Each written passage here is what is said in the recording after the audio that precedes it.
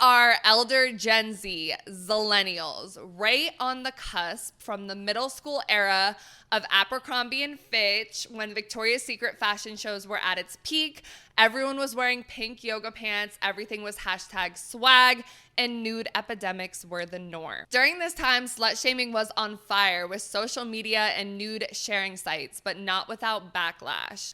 Soon we entered into a sex-positive era where everyone embraced the term slut, freed the nipple, grew out their armpit hair, and had sex with whoever we wanted. This felt like sweet revenge compared to the previous era's slut witch hunt. If we were all sluts, no one could be singled out and bullied. But today, sex positivity has died down, and as we've swung back into another conservative era, there's a new term for slut. A bop. A bop used to mean a good song, but today it's much more sinister. In this episode, we're gonna break down who qualifies as a bop, what bops have in common with sluts from previous eras, why everyone hates the bop house, Bop Lore, revenge of the bop. To answer the question, are bops really just misunderstood? Bitch, what I was trying to say is this situation got me so wet and so dry at the same time. Exactly.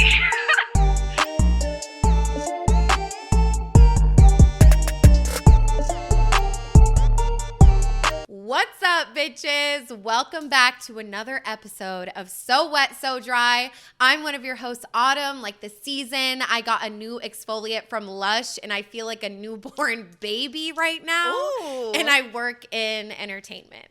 And I'm your other host, Fiji, like the island, like the water. I identify as a bop, and I work in social media and marketing. And as always, guys, we're going to wrap up the episode with what we're wet, dry, and still confused about the topic at the end, so make sure you stay tuned. But first, we're going to define some terms. We have to. That's how we start every episode. So what is a bop? A lot of our followers thought a bop is a song. They don't know. So bop, as far as I can tell, comes from the term bop, as in bopping around the streets. Yeah. Like you're You're just bopping around. Like Right. you're aimless, you're not paying attention, you're Hot. kind of bopping around the streets, etc. Yeah. Okay. Yeah, so that's one definition that we have from Urban Dictionary. Not going to read the whole thing, whatever. But then we also have bop in terms of a female, who gives head to a lot of people. Is the other definition. Like bob your head, maybe? Like bop, bop, bop, bob your head. Like, Bitch, honestly, yeah. You're not wrong. That was iconic of you, okay? and then we also have bop, any woman that you can sleep with easily, slut, hoe, jump off, etc. Also known as treesh, whore. And then also a bop is one who is slutty, gets around, bops from guy to guy. Yep. And then even Merriam-Webster, the dictionary, Yep. had bop under their slang terms, and they said it's an offensive term for someone, usually a young woman, who is seen as Damn, promiscuous. Miriam knows and y'all don't. That's crazy. Right. And then there's also a school bop or a la-la bop, which I saw in a lot of articles for parents about like bullying at schools, which we're going to talk about a little bit later. I've never heard the term la-la bop, but I guess it's more popular in like middle school. Right. We just missed that time. Yeah. Yeah, so I have a couple of TikToks that we're going to watch with some gentlemen's definitions of what they think a bop is. Lovely. All right, so since people are confused on what a bop is, I'm gonna tell y'all what a bop is. Okay, this is for men and females. This is mostly for females because they don't kind of get it. Step one: a bop is somebody who posts their body on the internet. All right, or somebody who just be around, who be getting around with everybody, who be linking with every dude, who be around all the dudes. Never said she had to with all the dudes. Like we ain't never say none of that. But say she's in a TikTok. All right, 8 dudes, 1 female. We gonna call her a bop. It goes both ways too with a male. So when a girl posts her body for views, not for like a workout video or nothing, but just for views, yes, a bop. Same with boys, a bop. They be like, she's not a bop. Y'all don't even know her. Like, bruh, if you post your body for views, not if you do a workout or nothing, for views, you're a bop. If you be around mega dudes, mess with mega dudes, you're a bop. If you're a man and you mess with mega females, you're a bop. It goes both ways. But it just gets most used on females than men. I don't know why. It goes both ways. So if you twerking on the internet for views, yes, they're gonna call you a bop. Yes, they're gonna say you have no dad. Because I'm not gonna lie, if I have a daughter and I find out she's 16 and under twerking on the internet, yes, I'm whooping her. That's embarrassing. That is embarrassing. Of course they're gonna say you have no dad. Like, come on now. Like, man, let me have a daughter and find out she's showing her body off for views on TikTok on the internet. Like, man, I'm whooping her all my mother's life. What? That's not okay. But that's like a definition on what a bop is, you know. Yeah. Let me give y'all my philosophy on bops real quick, right? Or thotties, or treaches for the other people who don't know what bop means. You know how people be like, oh, I went through my whole phase, or she went through her whole phase, she's different? No. Once a bop, always a bop. Or if you ever become a bop, you've always been a bop. Good women don't have whole phases, they don't become bops, even temporarily. If you're ever a bop, you were always a bop. You either are or you aren't. That's like a nigga being a serial killer and being like, I ain't killed nobody in 10 years, I ain't no killer no more. You don't relinquish the status, that's a lifetime status, alright? That's lifetime. If you were ever a bop, you're always a bop. No one can say you will relinquish that title from you, not even yourself. It will always be stuck to you. The way your skin is stuck to you, it's always gonna be there. Okay, so for the first TikTok, like, yeah, like, honestly, I'm with it. Like, it goes both ways. Post your body on the internet for views. Post your body on the internet for views. Like, weird way to, like, not say sex worker. But, like, yeah, like, honestly, like, I have no issue with the first gentleman. Right. The second one, however, relating being a bop to a serial killer is fucking crazy. It's crazy. And imagine if you just replaced every time he said bop with whore, how horribly that would like come across. Like, yeah. Once a whore, always a whore. Like, I feel like although a lot of men believe that, like, they don't explicitly say it on TikTok as often because like it's horrible. But that was crazy. You can't even relinquish it, not even yourself. Like, that was, I hate him. I do not like him. And that's the thing, like, bop is similar in meaning, kind of, to whore. No, it is. But it's a more fun word. It's like bop, and it's new. So it's kind of like a new form of misogyny that guys think they can get away with in slut shaming. Right. Because, like, oh, like, it sounds less harsh. Like, once a bop, always a bop. But, like, once a whore, always a whore. Like, once, you know... Like you're once like a slut, always like a the slut. how they like a broken whore, quote unquote. Yes, like, and we're gonna talk about that a little bit, which really makes me sad and scares me a little bit. Yeah, it's but fucked anyways, up. yeah. So that sucked. I hate that second man. Yeah, and we asked you guys because there is some difference, okay, between these different terms that we're using. We asked you what you think a bop is, and we have 49% of you guys saying someone who is easy. 30% saying a slut, 12% saying a sex worker, and 8% saying someone who is promiscuous.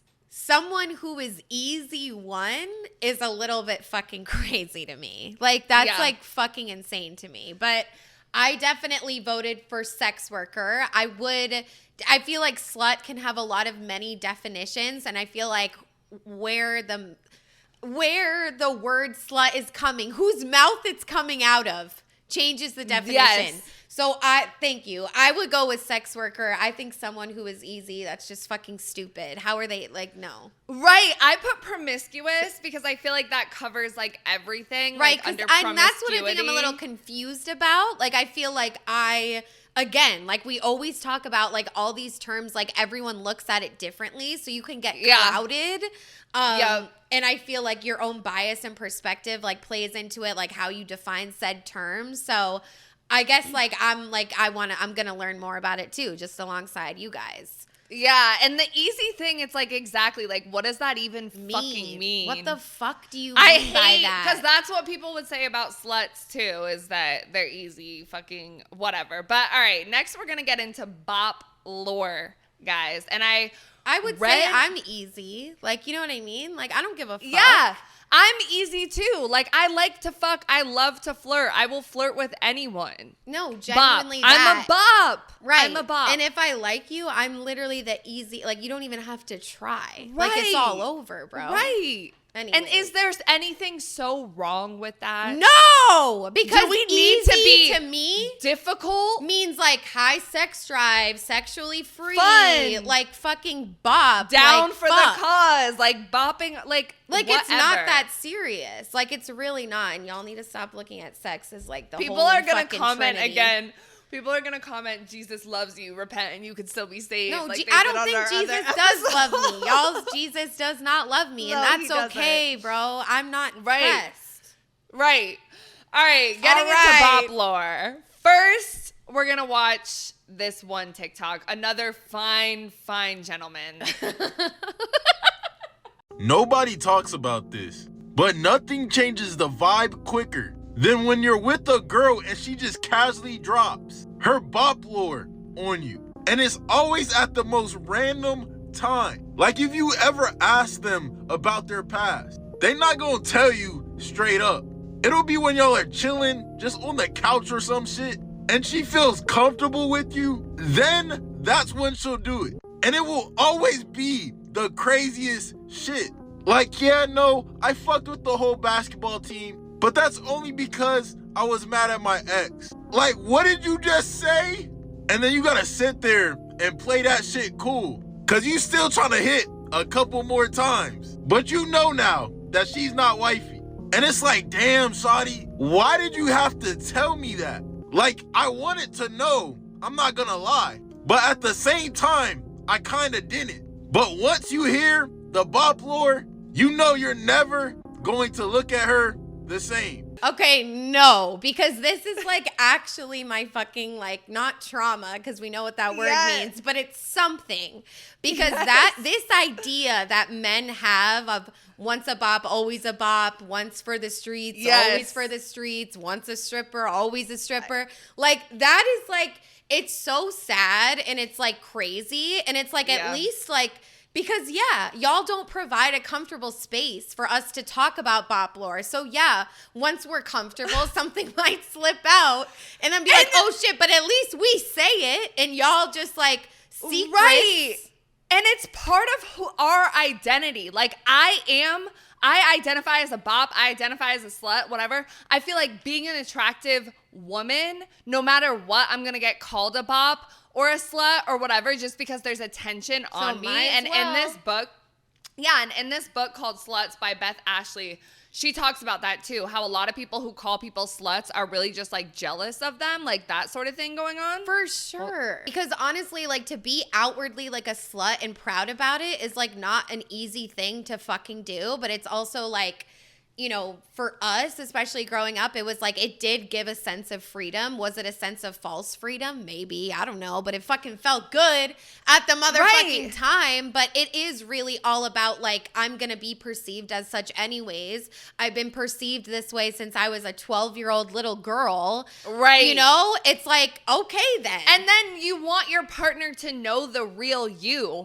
But also with all this shit with men, it's like you're so afraid to tell them who you really are because they're going to be like, oh, and she talks about this in the book. So this book called Sluts by Beth Ashley, she talks about the madonna-whore complex, which is essentially like men can only love the Madonna and fuck the whore and never like the other to either. And it's a stupid age-old concept by Sigmund Freud. It's fucking dumb. It's not believable, but it's unfortunately like people have bought into it, men have bought into it, and they believe it. And even Andrew Tate talks about broken bitches who fuck without feelings. And he pretty much says that like a bitch who's broken, which is, again, this is from sex worker mentality, right? It's from pimp mentality. It's like you break a bitch down to the point where she has no feelings.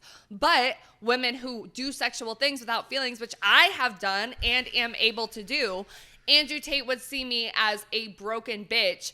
And he had even said that like women should write their body count on their forehead so that it would keep the Modern Family together, because like these bitches are not worth it. And like only said bitches are. Like it's the whole Madonna-whore complex going on. And it's sad because we internalize a lot of that, and it affects not only our relationships with ourselves like deeply and who you let see what part of you, but also with like romantic partners, especially men.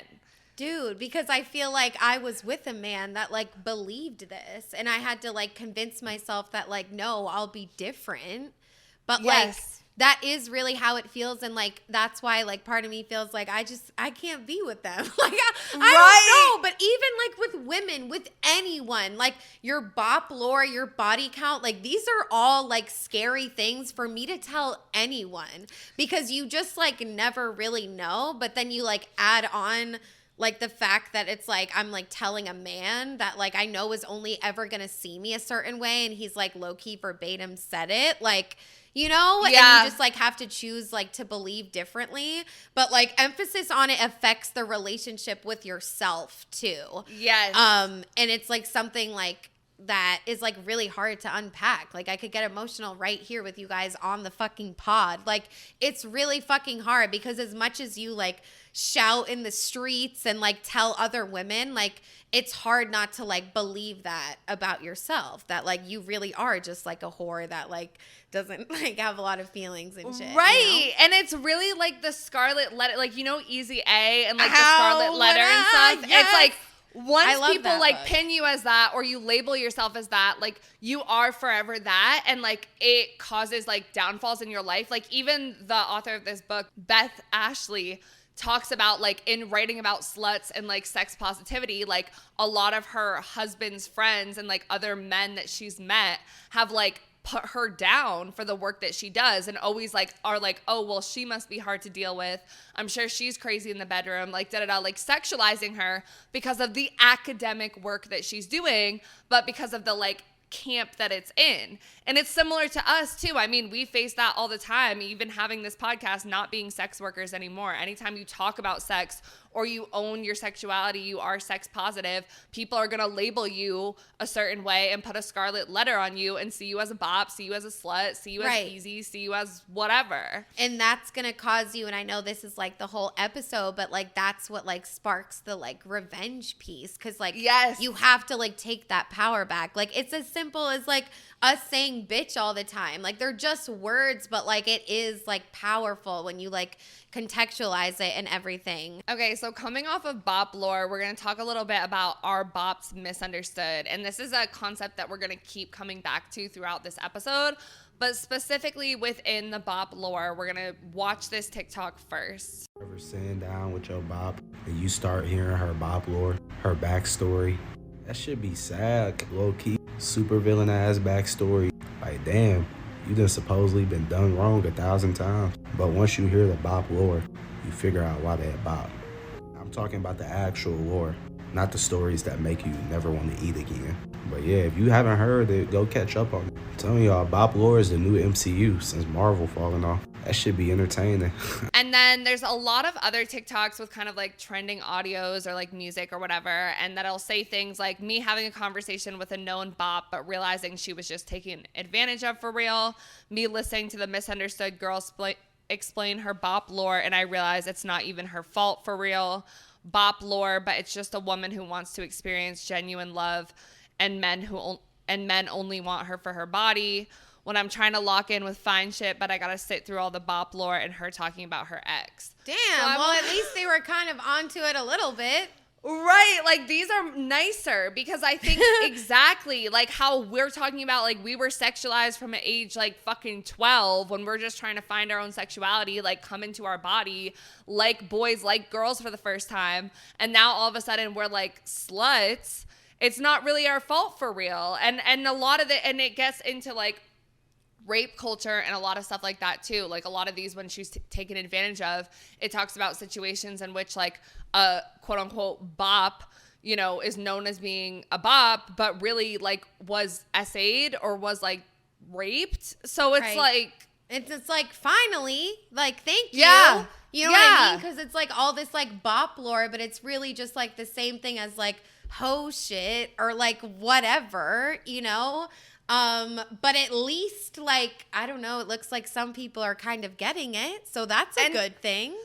And it made me think like, because, you know, like if you replace the word bop with slut, it's pretty much the exact same thing as when we were growing up. Right. But I feel like the word itself, bop, is like lighter and it's having people like bop house aside because they adopted the term bop after the term was already like slang and like popular or whatever, and we'll get to the bop house. Right. But don't you feel like it's like almost a nice progression of like kind of like humanizing sluts a little bit? I do at think least so. with these. I think at least with these for sure, but what it does for the bitches before is like just give them another word to make it not sound as harsh when what they're saying is really like Andrew Tate mentality, like horrible. Yo. But I agree, like with the, it's like, both. I was going to say that. I was like, well, thanks to sex workers, like once again, because even though you said like bop was coined before, I didn't know that. Like I thought like Sophie Rain, the Bop House, like they were just, you know what I mean? But it's definitely like the virality Yes, yes. of the Bop House and like those girls. It's like maybe that's what's making people think about it a little bit more, but also it seems like in your personal relationships, it's like referring to like women talking about their sexual history as Bop Lore is like super interesting too. Yeah. Right. I love the term lore. A new club in too. Atlanta just opened up called Lore too. It's like a new queer club. I want to go. Really? Oh once my God. I start drinking again. I know. But we asked you guys, do you think bops are misunderstood? And 51% of you said yes. 49% of you said no. I'm not going to lie, guys. There is a guy that I'm into right now, and he put yes, and it made me so fucking happy. Because I'm like, a lot of people think like the misogynistic slut shaming shit of like, oh, a bop is just a bop, a slut is just a slut. Like, she's easy, she's promiscuous, like, she's blank, worthless. End of story. That's it. And they don't consider, you know, I've never been essayed, raped, like any of those things, but I have other stuff in my history that is like, yeah, I was taken advantage of, or I was sexualized too early that caused me to like, or I'm fucking bipolar and I'm hypersexual and like whatever, like stuff that makes you be that way. And also, is it so bad to be that way? Like, is it so bad to like flirt with multiple people, to have different types of romantic sexual relationships? Like, why do we have to be so prude about everything? But it's like you have to make the choice to ask yourself that question and about the people around you, and people they don't make that choice. Like, it's like, I feel good with like how the world is, like that's what it is. It's like maybe it gives men peace. Like a whore is a whore, a wife is a wife. Now it's like so it's simple. Clear what direction I'm going. You know what I mean? But it's like, yeah, exactly. Like, why is it so bad? It's not so bad. And it's like you listen to sex workers and just people that identify as sluts like tell you it's not so bad, but still nobody believes them. Like, it's exhausting. But I think bops are definitely misunderstood for sure. I think nobody wants to make the effort to question if they are misunderstood. Like, that's not even in their vocabulary. So it makes sense why it's so 50-50, honestly. We love a 50-50 poll. We love a 50-50 poll. But next I want us to move a little bit into sex positivity versus slut shaming. And we have done an episode about sex positivity in the past where we kind of confronted our own relationship with sex positivity. And like, we're both, would you still say you're in a weird place about it? Because I know I am. Oh yeah, for fucking sure, bitch. Yes. Yeah. We have always been two very sex positive bitches. I mean, obviously we have this fucking podcast, but we think we've gone off the deep end too far, which is something that we're going to talk about a little bit more when we get into the Bop House. Oh, great. But a lot of it is in response to slut shaming. So in the book, the audiobook that I listened to, Sluts by Beth Ashley, she talks about all the different types of slut shaming. And it's crazy because it's like, I knew this, but then when you put it in the context of a book and you're like listening to someone say it, you're like, what the fuck? But she talks about like how sluts, you know, the intersectionality of all of it and like race, class, gender, sexuality, all of those things. For example, like Black women are the only group of people that have a term Jezebel, which is like a slut to just mean Black women. Yes. So like they are particularly slut shamed a lot more than any other race of people. And Black men are also slut shamed a lot in the sense that it's like we have this stereotype of Black men having bigger dicks and being better at fucking. That is slut shaming. That is over sexualizing them and assuming that they're better in bed because of their race. And then you get into queer people and you have gay men who are always hypersexualized because of like Grindr and things like that, and HIV and AIDS. Back when PrEP first came out, people were slut shamed for even being on PrEP, even though they were trying to protect themselves. But it was like, oh, well, you are obviously sleeping around. You're a slut. You're dirty. You're passing around HIV, like whatever. And then same with queer women. And bisexual women always slut shame because it's like, you know, why can't you just choose? And then also lower class people are often seen as more promiscuous and like slut shamed as well. Like she talks about the show Friends, which I've never watched. Have you watched it? Friends? Yeah. You've never watched any episode in your life? No. Damn, babe. That should be like a good never have I ever for you. But yeah, I've seen it. I've seen it. well, apparently there's one of the friends is like the sluttier one, and she's like lower class or whatever. And she talks about that trope of like whoever's like lower class, less educated tends to be like sluttier or tends to be more likely to do like sex work and stuff like that, like slut shamed, etc. Yeah. Okay. Yeah, but she goes on to say a lot of the slut shaming happens in adolescence. So just under 18% of people will be slut shamed in their adolescence. And then with that, there's all these articles like from parents.com, which I kind of talked about earlier with the la la bop thing. What does it mean to be a bop? Getting called this slang term could hurt your teen. So there are a lot of articles right now. Like when I was searching bop, it was all bop house and teen stuff, which made me think of the show Adolescence and how her nudes went around. I was like, this is literally, if there were to be another story on the girl's side, it would be the bop situation. Yeah. But she also said in her book that someone calls a woman a slut or a whore on Twitter, well, X, whatever, almost 10,000 times a day. According to a 2016 study, 200,000 aggressive tweets were sent using those specific insults in a given month. Jesus. If you're counting, that's about 7 abusive tweets per minute or 9,500 a day. What's worse is that half of the offenders were women.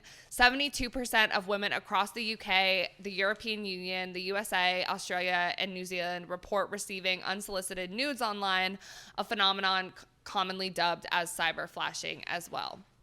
So, yeah, there's a lot of slut shaming going. I mean, we know. We're in the Andrew Tate, Pop the Balloon, all of that era where it's like all music is like so over-sexualized. Like every music video, like all fashion, like whatever, so over-sexualized. Sex is in our fucking face. But at the same time, we're in this conservative time period of like, don't do that. Right. And you like live in, and we always talk about like living in like big cities like LA and like Atlanta. It's like in our echo chambers. Feels like there is like slut positivity, sex positivity. Like sometimes it genuinely feels like that. But like, yeah, and this is not surprising at all. But what I think is interesting is like how it is evolving. And now people are saying things like bop lore, bop history. Like that is like, I don't know if it's good or bad, but I think it's something. And I think it's like making people think about things differently, like if they do know what it means. Yeah. And I think it's a little more sinister because it's both. Like I think like bop is a lighter term. Right. But like it's more sinister in the sense of like when you call someone a slut or a whore or like whatever, like that's like, oh, fighting words. Like that is bad. But like half of our followers didn't even know what bop meant. Like I've heard people call people bops when I've been out before. Like I have heard it be like slang being used like to call another person a bop, like, oh, she's just bopping around, she's be-bopping around, like whatever. Like I've heard that.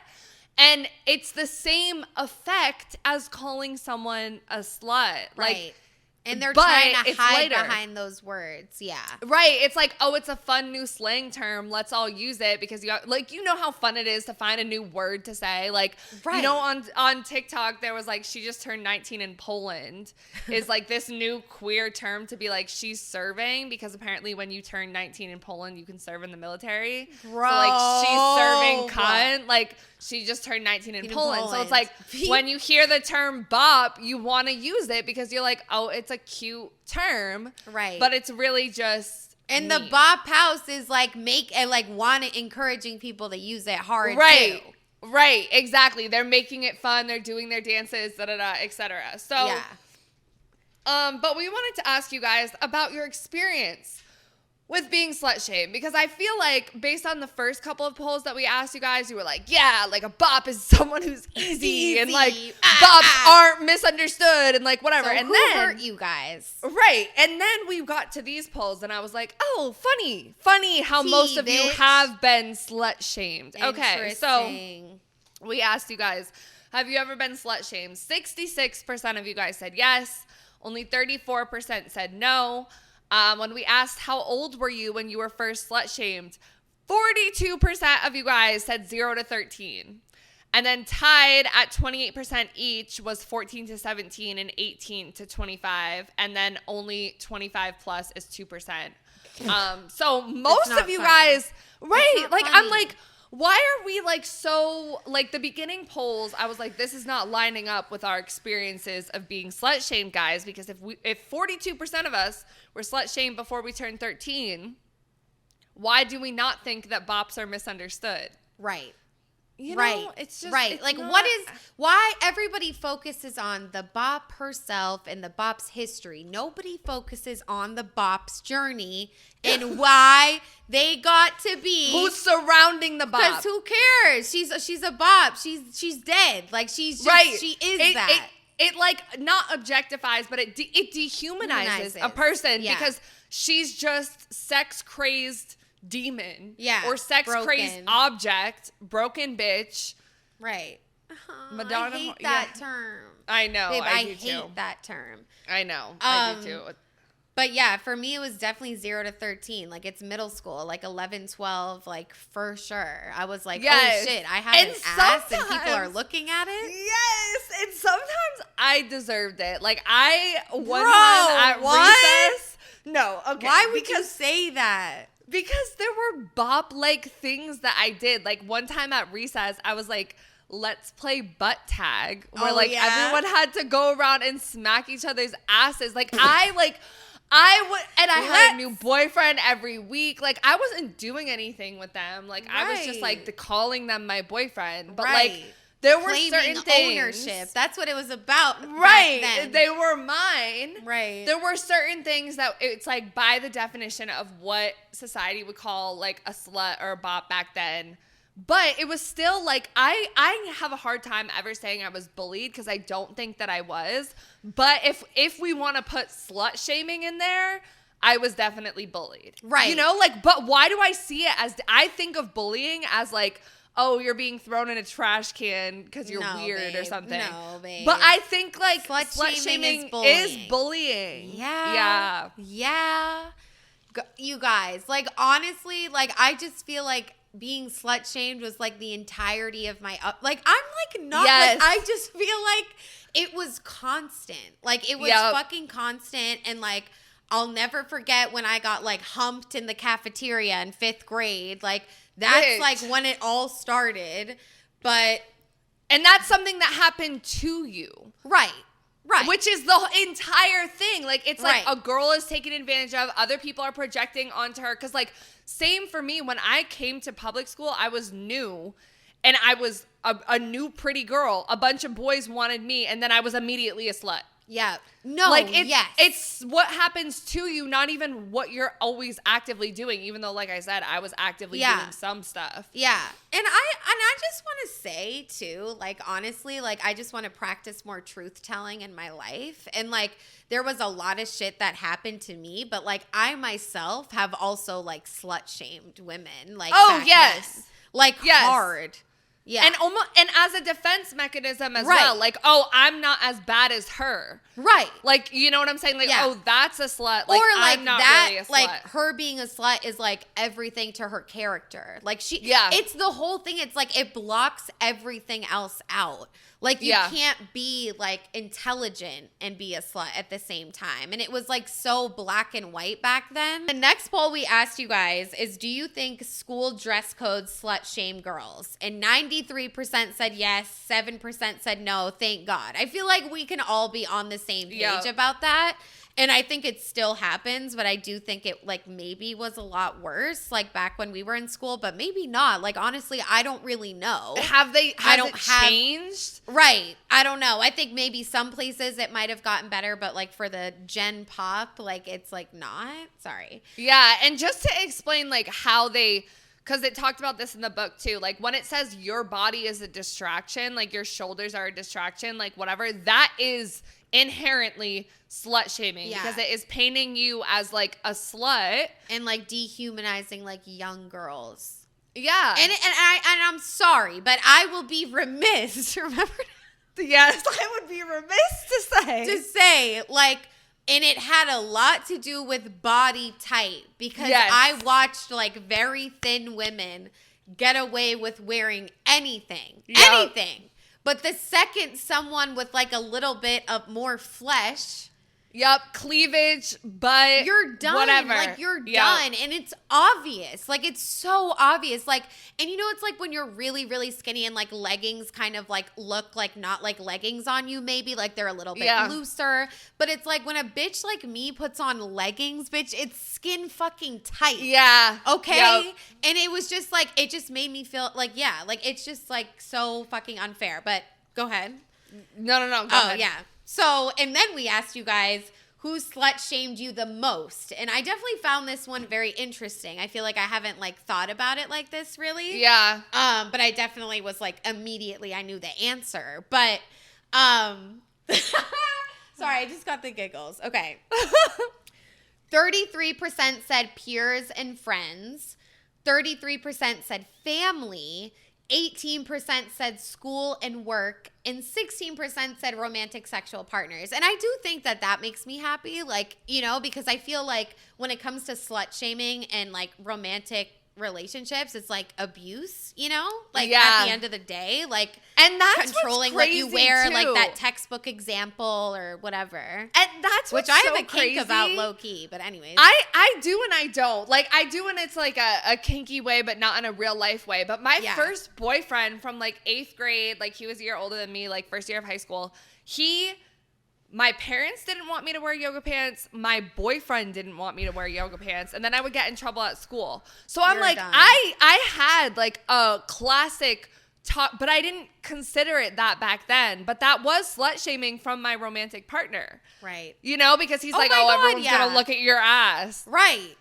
And that's why it's like a kink, because it's like fucked up. Like, Because you're like, I want to cover it. Actually, like, yeah, but it's like, yeah, but I don't know. I feel like it's just a little bit too real. Like, thankfully have never had a romantic partner say anything like that to me either. You've never had a romantic partner slut shame you, though? Yeah, but like I thought we were talking, yeah, like, I don't know. Like, it's like layered. I guess I have kind of. Man? But I was like brainwashed. So I didn't feel like that was happening in the moment. I really didn't. But like looking back, like, yeah, it was like a pimp-like mentality. But in the moment, I felt like he was like empowering me. I really did. Yeah. But like, yeah.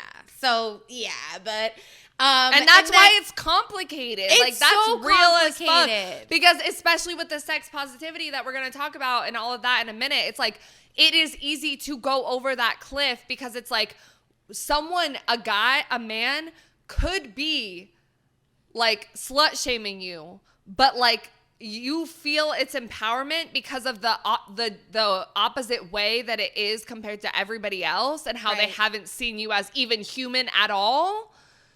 So like this person is seeing you as more than not human. Right. But slut shaming you in a different way. Right. And yeah, and if you guys don't know what we're talking about, like I dated someone that like was a man, and he would like drive me to the strip club, like drive me around cities in California to strip. Like we were on stripping tours around the places. But I felt like he was one of the first partners I could be like honest about like all my like darkest fantasies. Like he was literally like driving me to the strip club, like driving me to go pick up condoms. Like he knew what I was doing and like still quote unquote loved me anyway. And like would take me to like fancy dinners and like treat me like good, I thought at the time. Yeah. Like he definitely like took care of me. Like there was a lot of nurturing in that relationship, and also like these fucking business deals we went on and like all this shit, and like I don't know. So I feel But like it was more his mentality is like when you heard him listen to podcasts or talk to other people that were like, wait, let and me I would be reconsider. surprised. I'd be like, wait, you're into Andrew Tate? Like I thought we were like feministing on the way to the club. Like that's what it was like for me. Like because I was like naive. Like I had never been in love with a man, let alone a man like that. Like I was just like, you know what I mean? And part of it is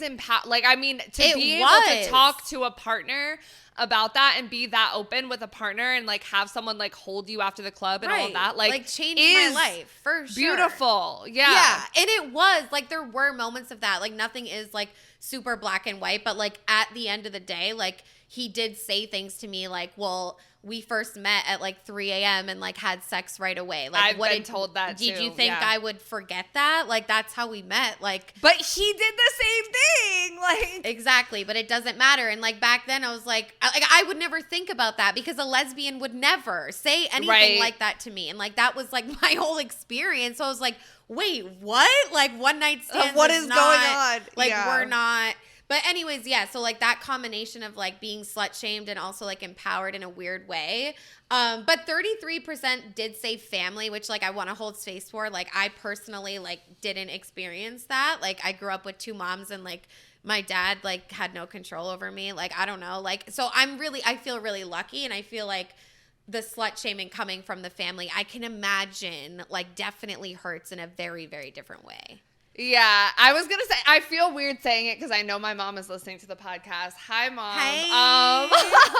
But I do think, and I don't think it's intentional. I'm not like angry at my family still for like the ways in which like policing what I wore was a thing. Like, because I clearly wear whatever the fuck I want now. My mom knows I have my nipples pierced, tattoos. Like, I can, you know what I'm saying? Like, I can show up in a short skirt to a family party. I won't, but I can.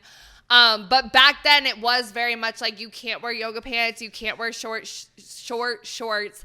And I remember also being because your dad and your brother are around, which is a little bit like, but it was very much like the men, or there's men working on the house. I remember that being one too. Like there were men working in the yard, or we were getting like the pool uncovered or something, and then it's like, okay, you can't like wear that around them. Like it was like the idea that your body is always something that's going to be like provoke the men around you. And I think a lot of it also comes from the fact that I went to Catholic school. I mean, my parents met in Catholic school. They went to Catholic school too.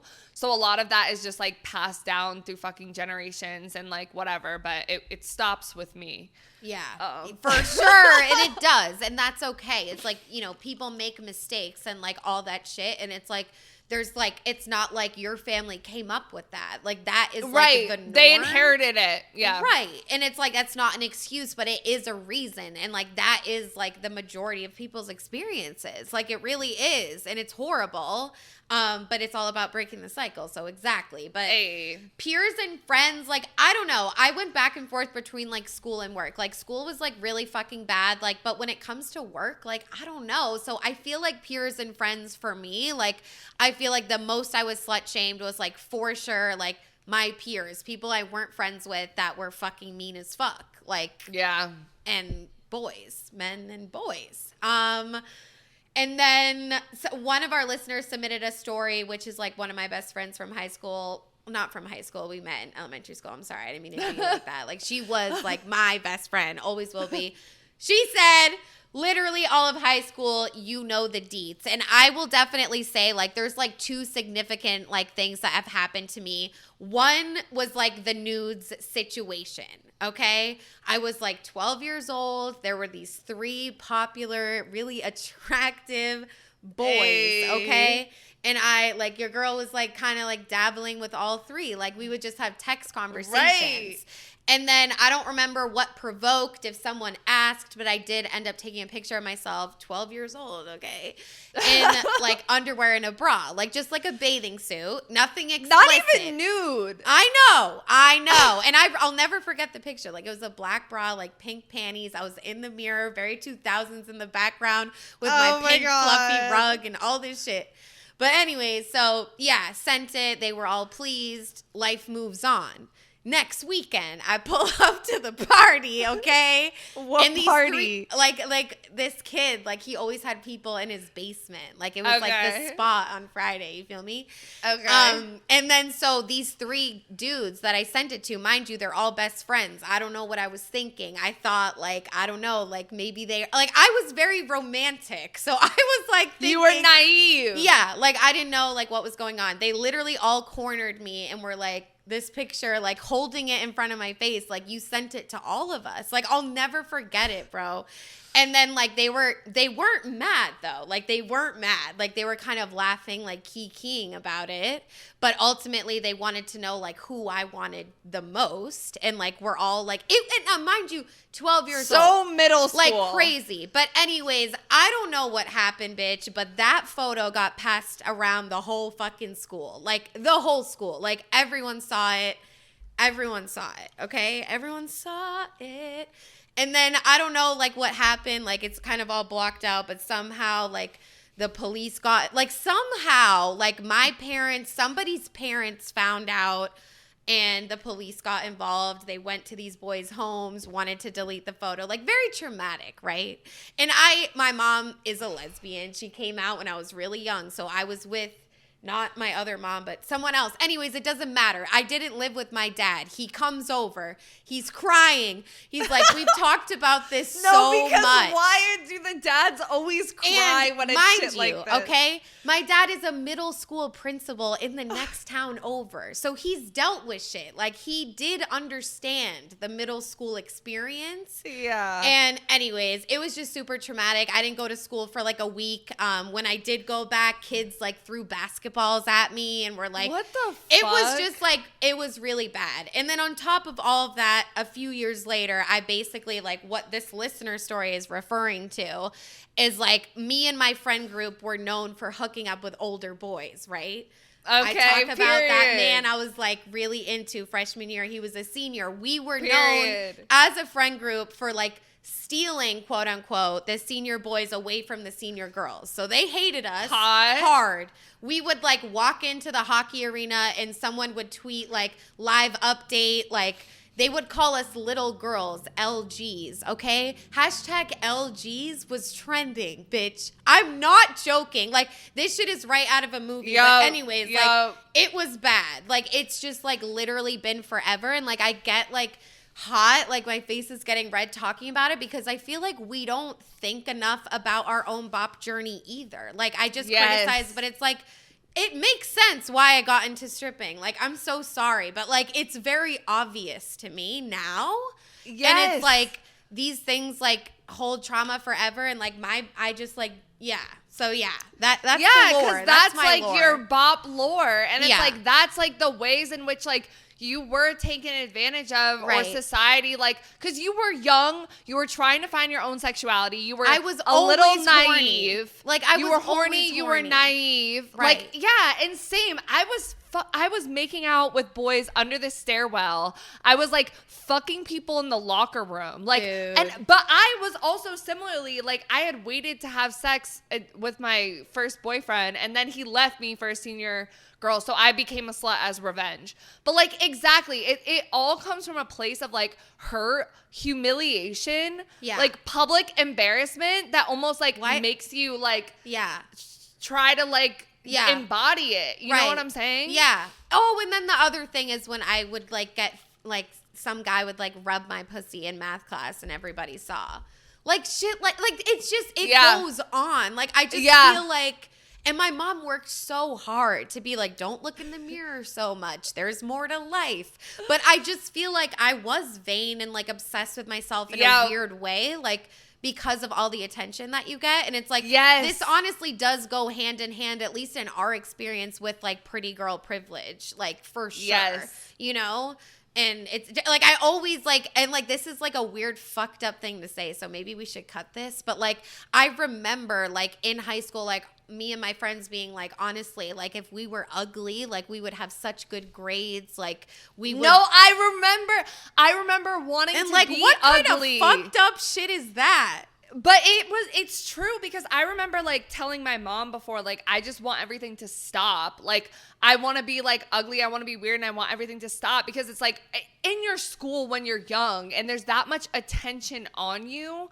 And like, also you are like, it's like the popular fucking Olympics, like whatever. But it's just like, you're young, you're horny, you have like boys' attention. You're just going to go a little bit fucking batshit versus if you like were someone that like And I don't know, because kids like that probably like dream, you know, they dream of being the popular kids. They dream of being the attractive kids, like whatever. And most of those people glow up and look better than the attractive Every kids. Like, single you know what I'm saying? time. It always fucking happens. But I remember like, and it's always, it does make me sad because like those stories about like, there's so many stories about the misunderstood weird kid that was bullied for like whatever. But I don't think there are enough stories, and it sounds crazy to say, about the pretty popular slut.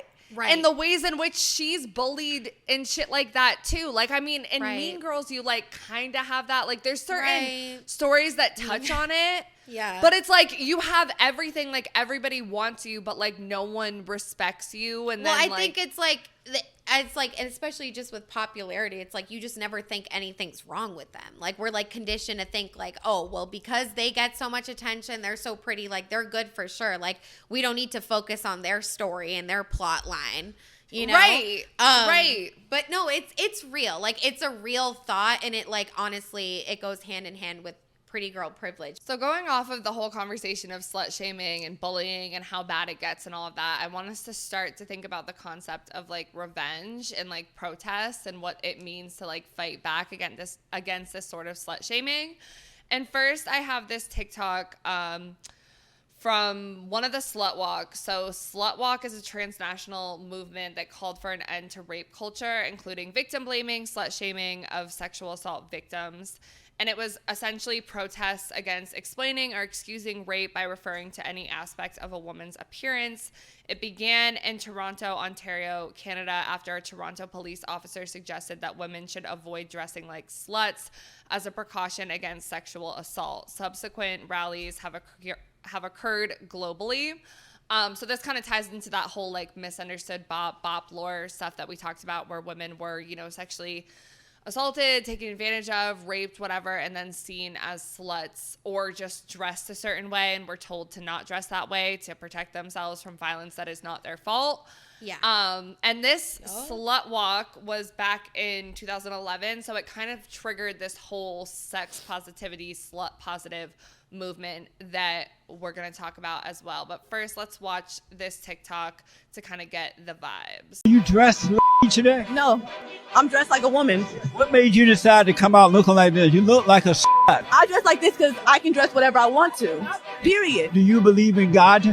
Yes, Jesse. I believe in God. Would God want you to be a slut? He want me to be whatever I want to be because God believes in choice. And you should know that, Jesse. That's why you're allowed to wear this lame ass shirt. Would your parents be happy to know that you're a slut? My parents will be happy to know that I'm a free woman on a billboard in Times Square in Soho because we take back the woman form and we ain't lame dudes like Jesse wearing striped shirts. We are all sluts. You're a slut. Your cameraman's a slut. Your PA's a slut. And your mic's a slut. Because a slut is not what you made it, Jesse. A slut is what I made. I'm saying it doesn't matter if I'm a virgin. It doesn't matter what a woman's sexual history is. A slut is a word for anybody who's owning their sexuality. And what made you a slut? Because I own my body. My body is not a political playground. It's not a place for legislation. It's mine and it's my future. Yeah, no, like I definitely like remember this time hard. Like I feel like this was like our peak adolescence. Like, you know what I mean? Like I talk about it all the time. Like my Tumblr bio was like, our handle was nipple confidence. Like it was very like that. And like men still to this day, but also back then, look at women like the woman we just saw. Like they are so delusional and so far out of pocket. But I feel exactly the same way that she does today in 2025. Like that it's literally all about how you define slut at the end of the day, like she said. But I just like remember that time and like feeling so like empowered by these things. And it's just like sad to think that like maybe we took it a little bit too far. But I think like at the end of the day, like I still would rather have done that than like revert inward and be so scared of like being myself and things like that. Yeah, exactly. Because there was a reason, like we were hostile about it and took it too far because there were guys like Jesse in that video that were pushing back. And it was just like, let me be confident, because like otherwise you're gonna tear me down regardless. Like it felt like a fight, like it felt like a protest. And like now looking back, it's like, okay, did us having our nipples out or our armpit hair out, like, did it really do anything, or are we in the same culture? Like, you focus on that like external fight of like the men in the street and like the people around you, but you don't focus on like the internal fight, like with yourself. And that's why I think we took it too far, because we weren't really thinking about like what we really wanted. And like maybe it was like, well, this is what we have to do to like break free.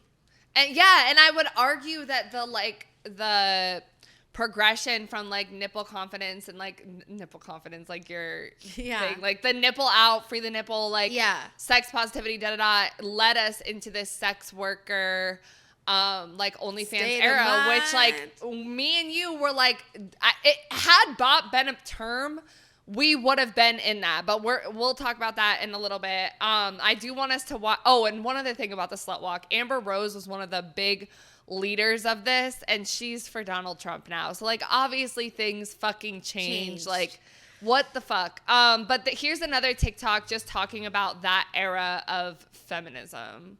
Does my naked body intimidate you? 'Cause it should. You're gonna see my nipples. We are the daughters of the witches you couldn't burn. No, I don't go to clubs. And no, I don't wear makeup. I mean, but she wears short skirts. I wear sneakers. She's cheerleader. I'm on the bleachers. What the fuck? Fuck her. I am gonna braid my armpit hair. Boys, you're scared of hairy legs? Stay away from me. I have a built-in back brace by braiding both of my armpit hairs together. From one end to one end, it's like a bridge. And my body lives in the 5th fucking dimension, bitch. We bleed 100 gallons of blood in 1 year. What about you, boys? Pregnancy feels like 10 gunshots to the head. And I will eat pizza. And I will wear leggings. What are you gonna do about it? Messy hair? Don't care. Keep your dirty high heels and makeup away from me, you floozy. I don't want any of that. I have broken all of my bones skateboarding. I don't even like skateboarding, but girls can do anything, boys. It was so funny the way this person said all that stuff, because I could just think of the Instagram infographics and everything during the era. But the first part really got me when they were like, you're gonna see my nipple. Do you want to see my nipple? Like like we were so like, we are sluts and you will hear us roar, like even if you don't want to, like extra as fuck about it. And it was like white women and like burning bras is like the biggest like stereotype, or like it was back then. And it's like, why did we literally do that? Like I literally was like, I can never wear a bra like ever again. Bras represent like all this shit, and it's like, okay, right? You know, it's not the end of the world, but it's like, it's like, I guess, you know, it is going to be a little cringy, if you will, like, especially, like, like, just privileged as fuck, like, but, like, I do think it's, like, all of that did lead us to, like, where we are today. Right. So, and that's why a lot more people have reclaimed, just like reclaim the word cunt, reclaim the word bitch, like reclaim the word slut. But when we ask you guys, do you identify as a bop? Are you reclaiming the term bop in the same way? Only 20% of you guys said yes and 80% said no. So clearly, even though we did all of that to be like, I'm a slut, nipple confidence, like you can't I mean, it's not we have like that anymore. It's like not like that anymore. Like honestly, like that time period was like, and again, echo chambers, right? For sure. Like, was it really like that in like Alabama? I don't know. No. Like, I'll never know. Right. So but like for where it was. And I mean, I honestly, before like Fiji did this episode, whatever, like I thought, okay, a bop was like a sex worker actively working. So I was like, no, like I don't, like I did. But now I'm like, okay, yeah, like I for sure do. And not just a once a whore, always a whore thing, but like also just the bop mentality Like, Yep. I feel like I do bop Because I don't around. think it's different than a slut, honestly. I don't Right, think and I it's- definitely identify as that. So what the fuck Yeah. are we saying? But I think it also, to give the audience some slack, it's like a lot of them didn't even know what it was. And Right. the people that did thought it was someone that's easy. So they were, of course, I'm not easy. Like, you know what I mean? Right. I don't know, but yeah. But yeah, so next we're going to move on to another section called She Don't Want to Be Saved. Don't save because her. this is another thing with the bops, right? So we're talking about this revenge era that we had, and the pendulum is swinging. Like right now, Right. we're back into conservative era. I think we're going to swing back, and we already are with the Bop House, being like very revengeful over the slut shaming that's being received, like whatever. Right. But sometimes these bops may meet someone romantically who is trying to show them how they should be treated, the other side, and they don't want to accept that. They want to continue to be a bop, which I think is real as fuck. I've been there. So we're going to watch these 2 TikToks and talk about it. I think the reason I fall in love with whores is simply off the fact that they're good people. And it's like, I get caught up in their lore. Like, I have a conversation with her, and she'll tell you everything that happened to her in childhood, and you used to kind of sort of feel bad. So once you get into a relationship with them, it's like you let certain shit pass because you know that she don't know no better. And then you be trying to show her, you be trying to show her, you be trying to show her, you be trying to show her. And it gets to a point where it's like, bitch, are you just not listening? That's why my heart be hurting so bad. That's why. That's exactly. Listen, my views on bops are probably the way they are because it's so much easier to fall in love with a whore. They're so easy to talk to. They don't judge you. They really listen to you, you know? And then when you take time to empathize with them, it just makes a lot of sense why they're the way they are.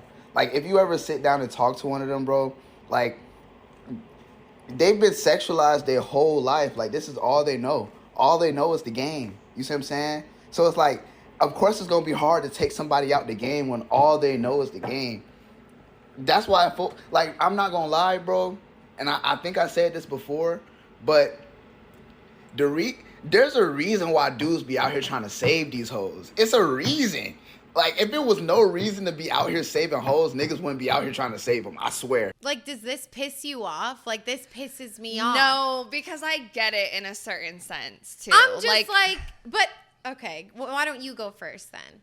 Like, for example, like, the relationship that I was in where my partner was, like, abusive and slut shamed me a lot. Like, not okay. Like, it was abusive.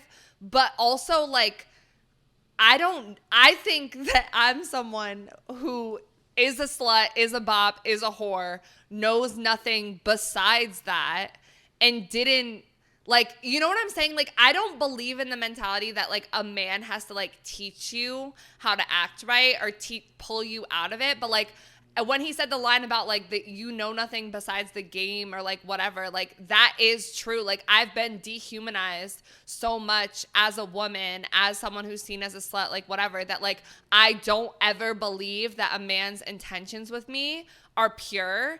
And so when they are, I don't always recognize it. And I'm not saying that his necessarily were. Like, they maybe were, they maybe weren't. But, like, I think I've had that issue in a lot of relationships with men where, like, the man maybe was trying to have the best intentions with me and didn't even know my bop lore or anything like that, but it's how I see myself. And so then I show up being more avoidant towards them, or I show up trying to play them, do them dirty, go fuck their friends. Okay, yeah, you got You know me. what I'm saying? Because it's gagged like me. I didn't think about I it don't like that. believe that Right. I don't believe that they believe me to be more than that because I've been stuck in this game my whole life. Like, you know? It's so true. And, like, even just, like, telling, like, new people that, like, you were, like, a stripper, like, I, like, automatically think that, like, their opinion is going to change of me, like, completely. Completely. Yep. Even telling them about the podcast. Like, even being I know. I talk I about know. sex on the internet. It's like, okay, whore. So we get what kind of person you are. And it's like, right. no, and then it's actually- almost always like open season. They think you want to fuck them. And it's like, all right, no. Right. Like, maybe like 5% of the time, yes. Yeah. But like, and I just hate the whole idea of, like, this man actually thinks that you can, quote unquote, like, save someone like that, because I feel like obviously like no, you can't. Like if they need freeing from their like bop tendencies, like they are gonna have to like do it themselves. Figure it out yourself. And that's like what I've had to realize. Like I've had to like sit myself down and have real conversations with myself, and like still to this day constantly about like my own self-worth with stuff, because it's like, okay, yeah, I'm a proud slut, I'm a proud bop, I'm a proud like sex positive, whatever, we have this podcast, but then like when it comes to intimate relationships with people and how certain people see me, I'm done. Like I've had that conversation with my therapist multiple times. It's like, yes, like I go by different names. I don't talk about the fact that I have the podcast with my corporate job because there's like more to lose, whatever. But like I keep my life, I'm very like we talk about all the time, like you don't want certain people to know certain things about you. And then if you do open up like that TikTok that the guy talks about, like a random day on the couch, you open up to a guy, he's going to punish you for it for the rest of your life. But then also, am I choosing the wrong men? Like, you know what I'm saying? Like, it's so multi-layered. And I think like it empowers me to like look at the ways that I can take accountability. Well, I think for, like, both what things I can change. be true, because any man that has not unlearned that like a whore is just a whore Right. and will always be Right. like that is going to like maybe not even punish you, but like in a way like just hold it against you, like bring it up, like consistently bring it up, like, and that is like but how staying with him is like until Right. it gets too far and it becomes an abusive relationship. Right. Like obviously don't blame the victim, but like if you see that red flag, like you should leave them and not like enable that behavior. Right. And Right. I've stayed with people because I think it's a reflection of my own self-worth. Like I as think so, corny too. as that is, like, you know what I'm No, saying? Like it's true. it is. And it's also like, I think like, oh, like I'm so sexually confident. Like I'm so bold. Like I would try anything. But then you like have like intimacy with someone I actually like. I'm a completely different human being. Terrified. What the fuck? But like a one night stand with someone I don't give a fuck about. I could be a freak. That's my artist exhibit. I'm like, all right, I'm ready, bitch. But when you actually like care about what the other person is like thinking about what you're doing and what you're looking like, I'm done. Like I don't know how to do that. Like sober sex, intimate sex, I love you sex. Those are like maybe like those things scare me like a lot. Yeah. And it's a big deal. That's when I'm like, yeah, sex is a huge deal. But if you just have a one night stand, oh, it's no big deal. You wear protection. You call it a day. You got birth. I don't know. And so many people would use what you just said to hold it against you and be like, isn't that a terrible life? Isn't that a tragic life? Da, da, da, da. And it's like, no, like it is fun to still have those hookups, to still have that meaningless sex. Like it is empowering. It is fun. Sometimes it's not. Like sex positivity can go too far where it's like you're just fucking like aimlessly. But it's like, I don't know, like some people, good for fucking you that you know how to be vulnerable and have loving sex and all of that. Like, I'm glad. Right. I'm glad the world didn't fucking jade you the way that it did to me. Like, and you know, to so many people. Fucking many. And it's just like, no, like my life hasn't been a tragedy. Like actually I've learned a lot about myself, and like a lot of the sex I've had has been very fulfilling. Has it been earth shattering? I'm so in love with them, let's make babies. No, but that's not all that sex is. And it's like, I save that for like very few fucking people, because like, and I think it's something I want to work on. Like, I do want to work on, like, having, like, sober, intimate sex that, like, means something, like, meaningful. But I don't want to just do that forever. Like, we gotta, like, have, now I sound like Mix a man when they're like, I don't want just one type of chick. The madonna-whore. You need a new bitch every week. No, seriously. But, like, no. But it's like, yeah, it's something I want to work on. But no, it's not a tragedy. Like, we need to stop looking at it like that's a tragic life story. Right. And we need, like, Jesus to save us and all this. And we're broken bitches and all this stuff. Like, no. Like, I'm a fucking happy person. Yeah, like, I'm not broken, actually. Like I deal with shit sometimes. And same with people who have been like sexually assaulted, or like I've been in a domestic violence relationship. Like I'm not that. Like, you know what I'm saying? Like I am capable of having great sex, like great relationship. Like we all are, just because we've been through stuff. But like for you to dehumanize us because we approach sex differently or approach relationships differently based off of our history and the way the world has perceived us. That's fucked up and it's not fair. And a lot of times it comes from a place of jealousy, honestly. Yeah. And honestly, a lot of people might think like it is crazy because they're like, oh, well, I feel so much more comfortable having sex with like a partner that like loves and cares about me than like a stranger. But to me, like, I don't know what to tell you. Yeah. Like, the partner that loves and cares about me makes me want to jump out of my skin, seep into the floor, and wash away with the tide, bitch. But, like, the one night stand, I'm like, all right, I'm clocked in for work. I'm like the most extra dramatic version of myself, confident as fuck. Like I don't give a fuck what they're thinking. This is my time. This is for me. This is a performance. Yeah. Mic drop. All right, guys. So moving on to our last section. I'm calling this Revenge of the Bop House, coming of age and turning hurt into hustle. And we're going to use the Bop House as a case study, but I also want us to talk about our experiences because essentially the Bop House and Sophie Rain, who is 20 years old, she made $43 million, which is more than a lot of NBA players. All right, how much did you make last month? $6 million. All right, next person. That was underwhelming. I don't even. She's known as the OnlyFans final boss. And so she started the Bop House. And the oldest in the Bop House is 24. The youngest is 19. Damn. They've also come under fire a lot for the way that they dress. They wear a lot of like pajamas, like slippers, like look like super cutesy. Obviously they're known for the drama with Camilla in the house, has started drama with like Alabama Barker. There's also the whole thing. NLE Choppa. There's also the whole thing with the Bop House auditions, which I'll show some of them right now.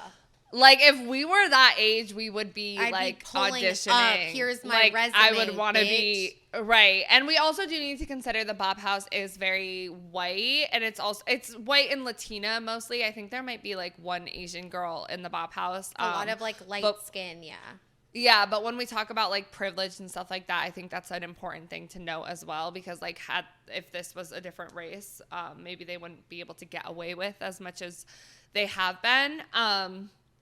But I watched this one YouTube video that was pretty much shitting on them. Like every YouTube video that I watched was absolutely shitting on the Bop House. I look at them like they're eating. Like they're iconic, right? And same, because it's like, but it's a story that I think is similar to ours. And one of the things that a lot of the, like this YouTube video and this other one that I'll put on the screen focused on is calling them like jail bait, and how they focus on the young thing, the youngness of them. And what I want to say is, and guys, like me and Autumn, we're strippers at what, like 19, let me 20? Take my hair down for this. For sure. Yeah, we were 19 20 years old. Before we could legally drink, and I would wear pigtails. I would purposely look younger than I was. I mean, we did look young. We had old men trying to fuck us, and we were young. Didn't think we looked young. Right. And so I want us to talk about that idea. We embellished that idea. Right. We thought we were grown. Right. But that's what I want to talk about a little bit, because when we think about the Bop House and how the oldest one in the Bop House is 24, the youngest is 19, they just had this drama with the 17-year-old. Can't you strip at 16 or 17? Can't you legally strip? I thought it was 18. Maybe it is 18. Maybe. You're right. It has to be. I think there's just like girls that said that they lied about their age or whatever. Yeah, and I think in other countries it might be different, but I think here it's 18.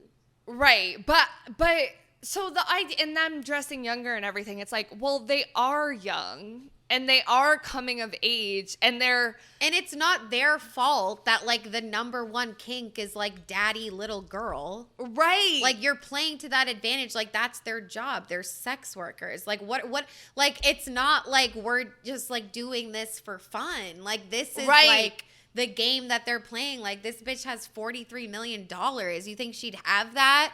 And no, what kills me is those little faces they make. Like, I can't even do it. Yeah, it's like I'm like, oh my God. Like, what are you guys love doing? the little dance, the like, me too. No, like, and one of the things too that like the video was shitting on them for was like flaunting all their wealth and like glamorizing the lifestyle of being a bop. But like, I look at it differently, and this is why I'm talking about like turning her into hustle, because I feel like it's like, if you're seen as a bop, right? If you're seen as a slut, if you're seen as a sex worker, you're dehumanized. People on the internet are going to hate on you as much as they're going to watch your content and like sexualize you and like whatever. Like, masturbate to it later. Like, it's, right.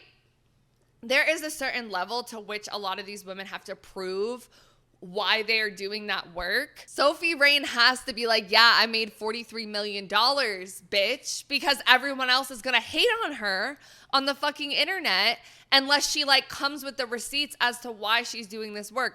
Look at her Lamborghini. Look at her house. Look at her getting to hang out with a group of girls her age and just make content all day. Like, they have to glamorize the fuck out of that shit as a defense mechanism, because everyone else on the internet is going to slut shame them 10 times more than they do the girl that they're just like know from school. Like, that is the culture we're in. Right. And it's like, do I wish that like sex workers on the internet would be more transparent about the dark side?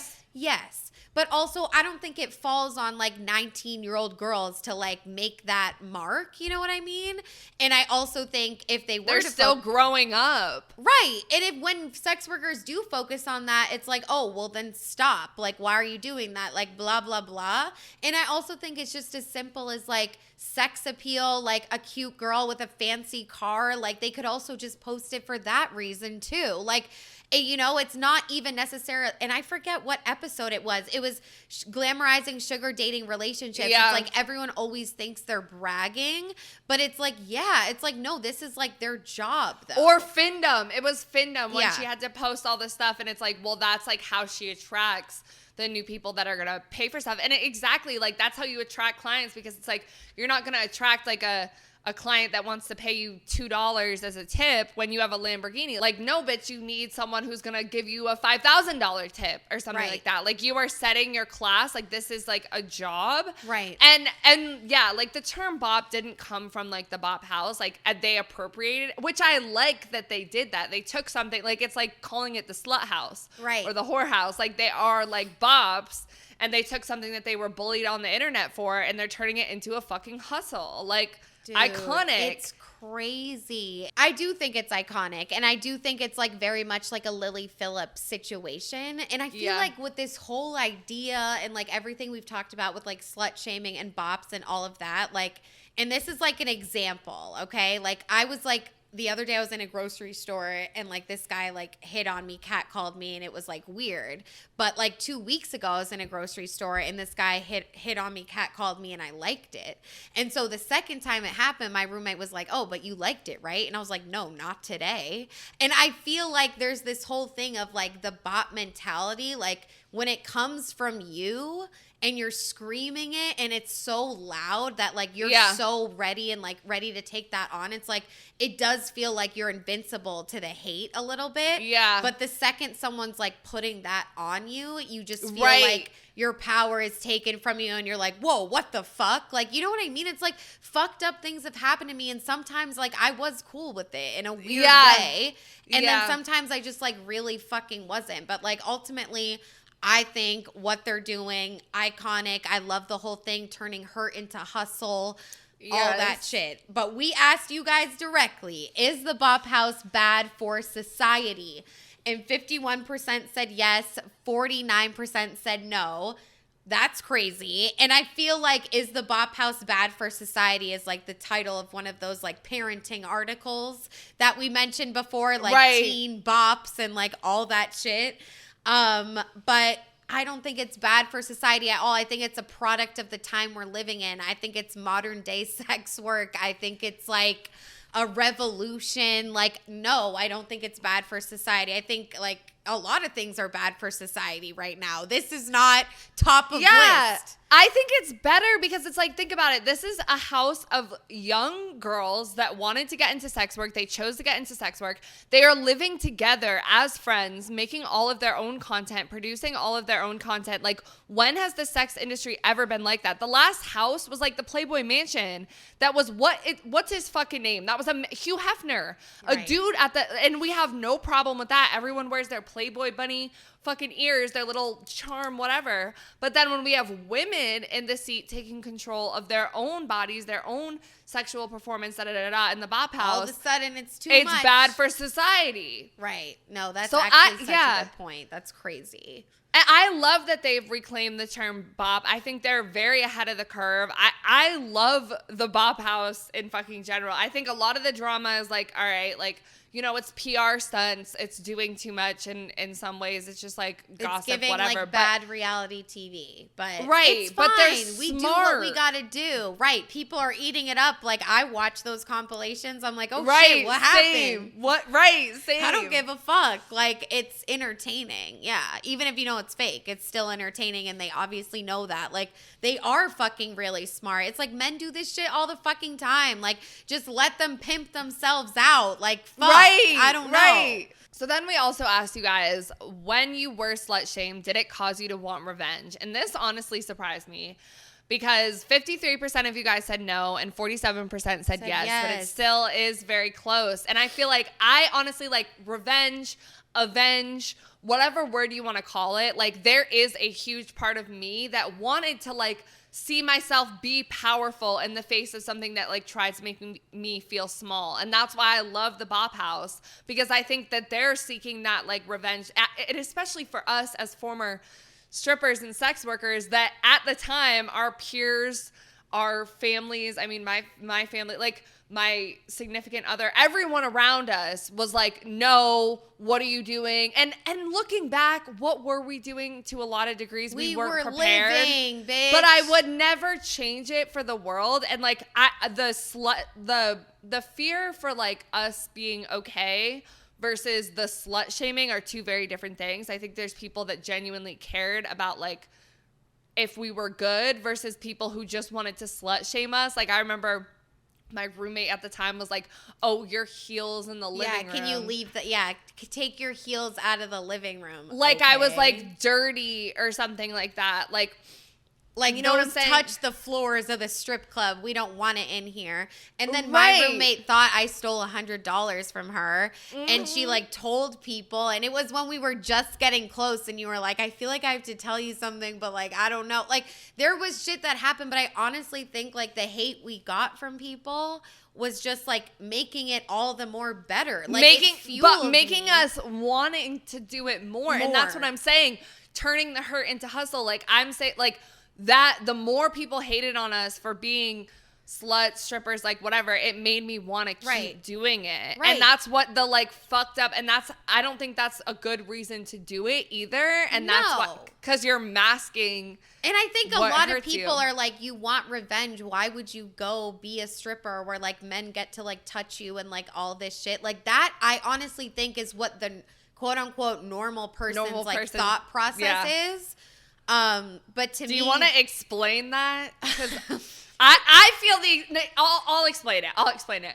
I think because you think I can too. I mean, I think it's like people like, it's like, but you're actually in control though, like as a sex worker, and like that is what I like firmly believed in. You're like, making the money. What I still do believe, right? Like, if we're like trading goods, like at the end of the day, I'm providing you with a good time, but like I'm getting like actual money. And it's like, it's not degrading because like you're letting men do what they have done and do anyways, but actually you're like getting paid for it now. Right. And I look at it, I don't look at it as selling your body. I look at it as selling a service. Yeah. It is a skill that you need to be good at, and I don't think I was good enough at it to continue stripping. I can't fucking dance like that. That's like why I respect you know what I'm saying? Like, it's something that's like difficult to do. It's a lot on your body for sure. It's a lot on your body. I cannot pole dance. But yeah, But I even think not exactly. that, just the lap dances. Like Even the lap dances, your thighs, like, or even just the awful. emotional exhaustion of like talking to people all day. Right. Like that part, I think I'm better at.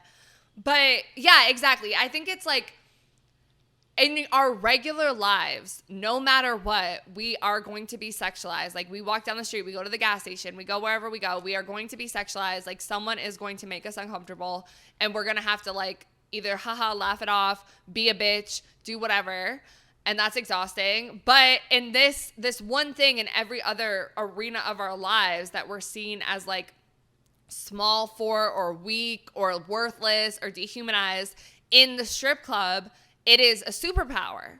Like your attractiveness and your ability to finesse men, hustle these men, get money out of them, provide this service. Exactly. That is seen as a superpower. In every other part of society, it's not. So I think that like that mysticism, that like magicalness of the strip club, of the bop house, like it's going to be attractive no matter what to any woman who is struggling with this type of shit, because we want to live in a world where it's not a fucking problem to be like free, flirty, attractive, fun, or to have other people projecting their shit onto you. Right. And you soak it up with your identity. That's not fair either. Or like even having like an actual like degradation kink where it's like you're being objectified and like fucking like, and you like are okay with it. Like who says we have to hate that? Like even when it's real, I don't know. So yeah, but I think you fucking nailed it. It's also about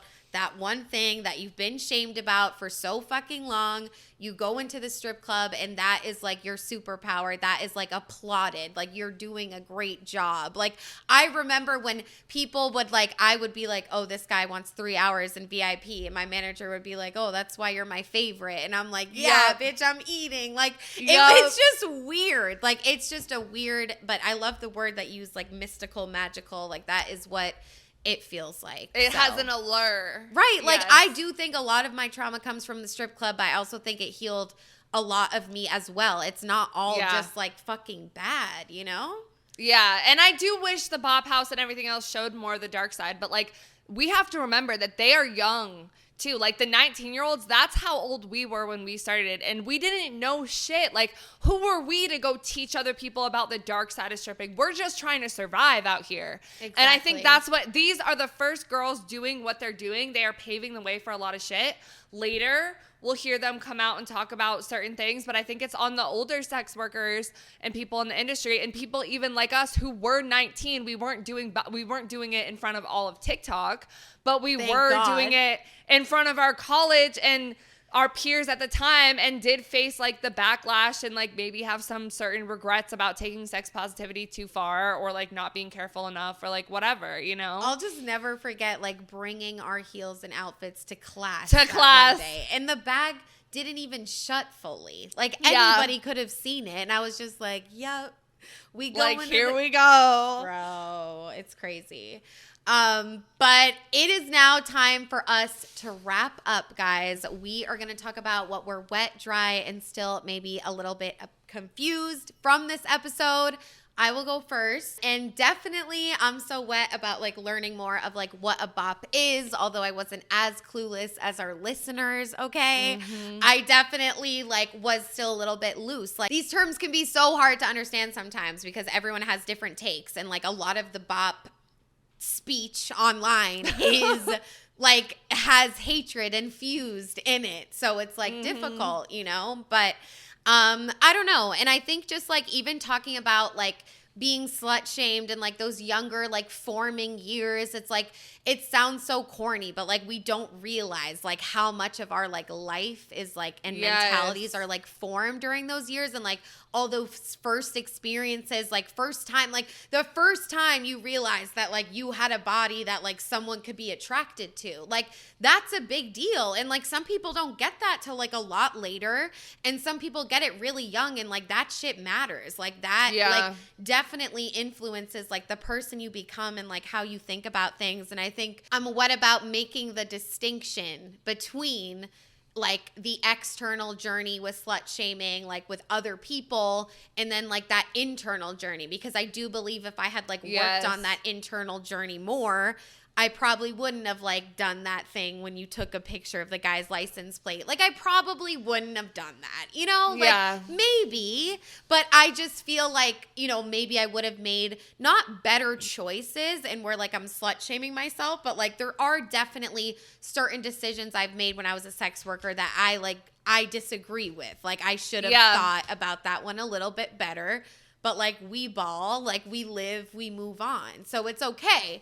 But I do think like just like focusing on like the bops journey on how they got to be where they are today is like something that is like healing and like powerful to think about and like really helps reframing, you know, your mind on like how you view just like sluts and whores, like whether they're sex workers or not and what those words even mean. But yeah, overall, wet about the entire episode. I feel like we really went on a journey, and I think like I'm really wet about like pairing the like slut shaming with the revenge because I don't see that really talked about in a positive way ever.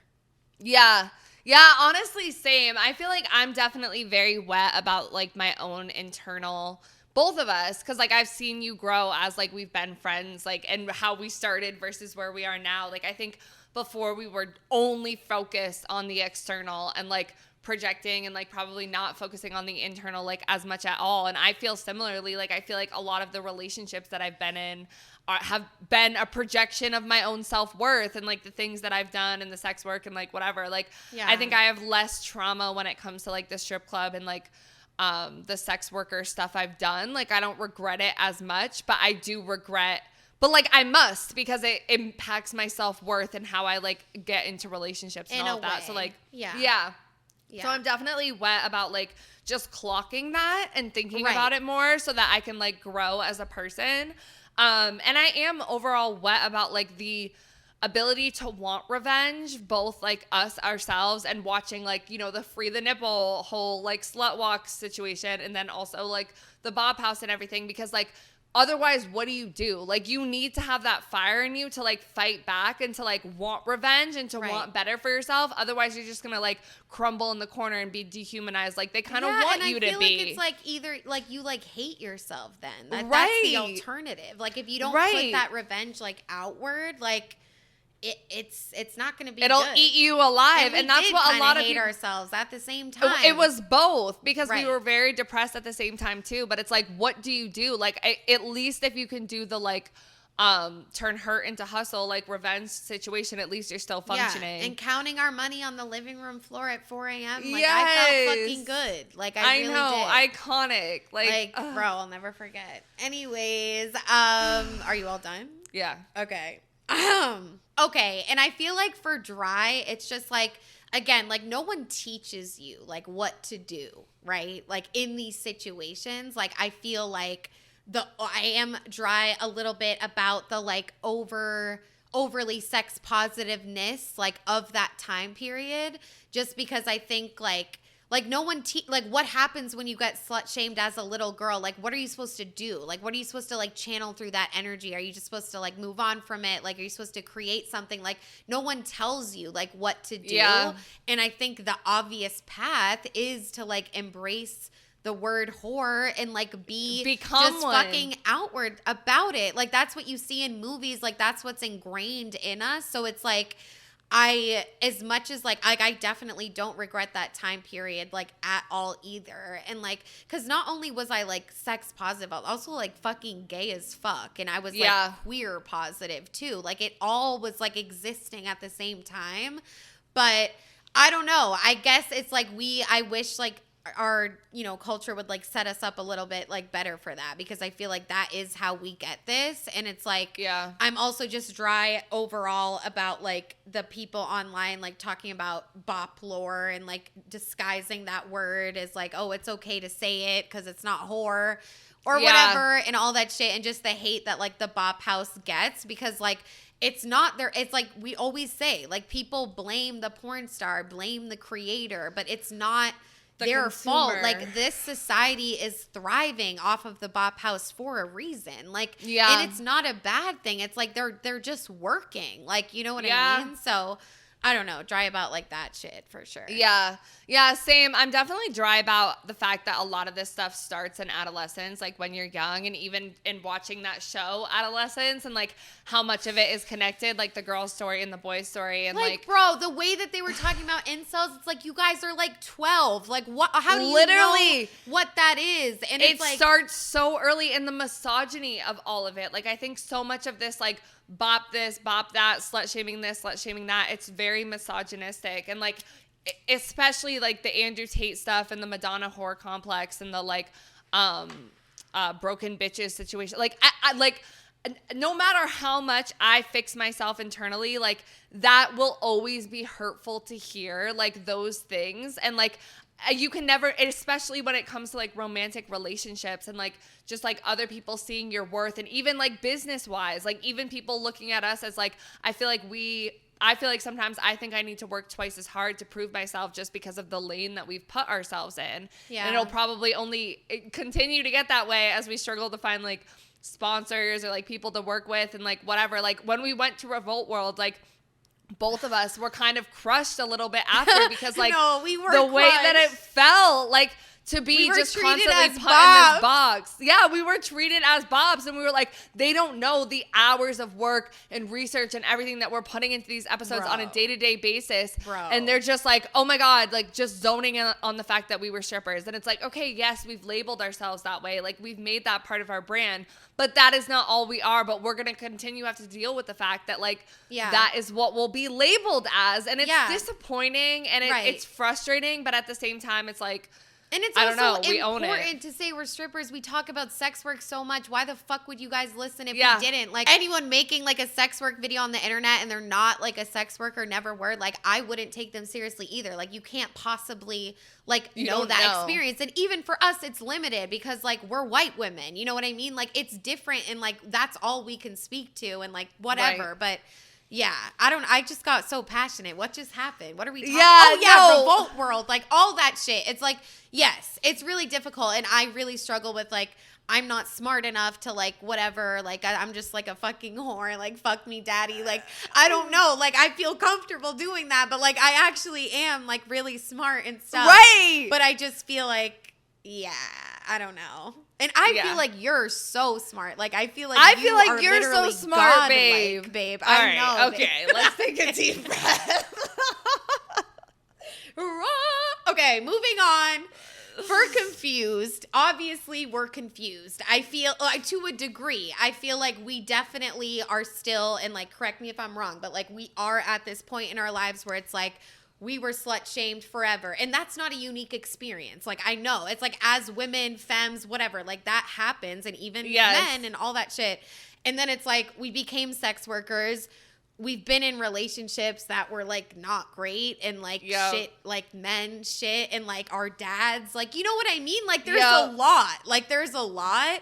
And now it's like, okay, like we're approaching a time where like arguably it's like we get a little bit like healthier, quote unquote, every year, and it's like we're like getting to that age, like we're having sex normally, and it's like, what do you do? Like I don't know what to do, like with all this shit that's happened. And it's like, so all I'm trying to say is like I'm just confused about the whole like over sex positive hypersexuality. Like why do we fuck? How do we fuck? Like how to be confident as a bop, like titties out. Like I don't know. Like because I do think it's like you get older, it's like that young confidence when you're a young girl. I'm like, bitch, I'm untouchable. And I'm feeling that a little bit, but less. So it's just, it's like that advice on like how to like approach sex. I don't know. And I know that's not, I'm like spiraling a little bit, but I know, Fiji, I know. But I guess also the part I'm confused about too is like how to get away from this like heterosexual, like,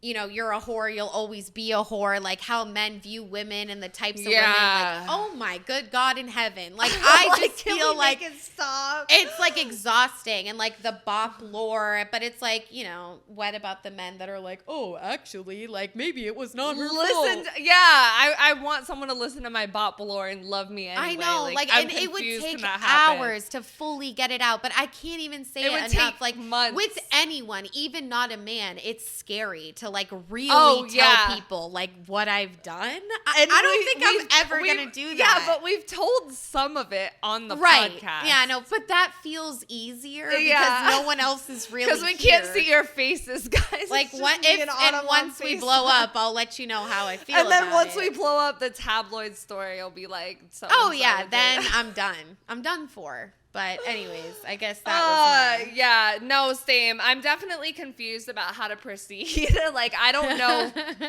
what era of my life I'm in right now. Like, That's what I'm saying. I feel like because of this podcast and because of my views, just in general, like politically, sex positively, like da-da-da, like I am a bop. I will always be a bop. I will always be a slut. I will reclaim that because like that has been a majority of my fucking life and like still to pretty fucking So recently. do we feel like we just should or do we really want to? Like, I don't know. Anyway. I feel like both. I feel like honestly both. I feel like I'm just pessimistic about the belief that someone will love me anyway and that I can continue to love. I think I need to learn how to love myself as a bop and or a former bop. You know what I'm saying? Because like even when we reclaim the term slut, it it's just means like different you put things. out all this energy. I'm so confident about being a sex worker. I promise. Right. I promise. Like, Right. I'm a slut. But and then it's you're okay, not. But you're not. And how you Like can't, it needs to be like a cool, calm, collected. Like yeah, I I was a bop. suck dick for euros or euros. Now we're in Europe. Yeah, I giving sucked a little classy. dick for some money, but I'm still lovable. Yeah, like I know. I don't know if I'm lovable either. And like that's what's like obviously I would say like you so fucking are. Like I love you so much, like more than anyone. You but like too, babe. But I like, get your it. 'Cause personality, like I feel like we are I so do- much more. Yeah, I just feel like what we've done like has like it's affected. But I also feel lasting like I consequences. never really felt like I was. Like I feel like I've always struggled with that. I Yes. don't think it's just the sexual shit. Yes. Right. Yes. All right. Yeah. But yeah. But yeah. So anyways, guys, let us know what you thought in the comments below, or please DM us on Instagram at So Wet So Dry. The O's are zeros. Your thoughts, if you have any topic suggestions. Someone recently just did that. So shout out. And I'm gonna thank do you for that doing episode next. Yes. Yes, and it was a great idea. So please keep doing that. And you can also follow us there to participate in our polls and submit stories for our episodes. We post weekly new ideas, concepts to think about. And you can follow us on Spotify, Apple, really up our followers, rate us on platforms like that too. It takes literally 2 seconds, you guys. It takes 2 seconds. You can write one word, bop city, Bop like whatever city. it is. Like comment bop below if you're still listening. Hey, and bop, yeah, bop, bop, subscribe bop to on the top. YouTube. We really want to get to 1,000. We're gonna get there, bitch, whether you want us to or not. But thank you guys so much for listening. It's your turn. Yes, we also have listener support. It's $9.99, $4.99, or 99 cents a month. It is in the bottom of the description of every single episode, no matter what platform we are listening on. And we love you guys so much. We will catch you in the next episode. Bye. This is not why we broke up at all. It's not even something that I came to the conclusion of and was like, you know what, after dating a woman for a year, now I don't see my future with a woman. Because right now I'm only interested in women. Today I'm only interested in women. I'm bisexual. I don't care about the old-fashioned way of having babies anymore. I literally don't give a Adolescence was not a bullying works both ways cautionary tale, and I'm really concerned about anyone who thinks it was. Nicole Kidman says she had real orgasms while shooting this movie. And I completely understand why. This movie was wild. Scenes was crazy and